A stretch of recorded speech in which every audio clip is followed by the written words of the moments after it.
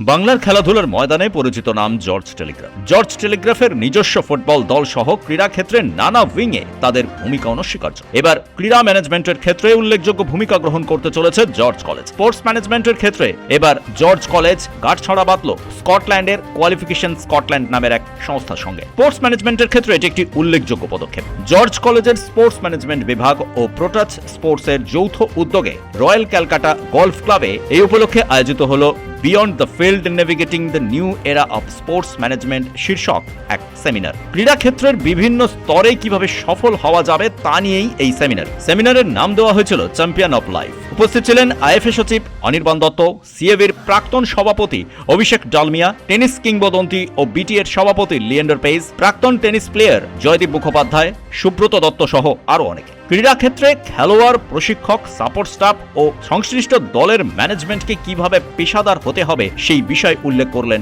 সবাই। লিয়েন্ডার পেজ জানান, চোট পেয়ে অনেক পেশাদার অ্যাথলেটের কেরিয়ার থমকে যায়। এই প্রচেষ্টা তাদের জীবনে ফের চ্যাম্পিয়ন হওয়ার সুযোগ এনে দিতে পারে। একই সঙ্গে তিনি জানান, ক্রীড়া বিজ্ঞান, স্পোর্টস মেডিসিন, টেকনিক্যাল প্রশিক্ষণ, মানসিক ও শারীরিক ফিটনেসের মান আরও উন্নত করা দরকার। আইএফএ চেয়ারম্যান ও জর্জের ডিরেক্টর সুব্রত দত্ত বলেন, সঠিক পরিকল্পনা ও সরকারের সহযোগিতায় বাংলায় ফুটবল সংস্কৃতি আরও বিকশিত হতে পারে।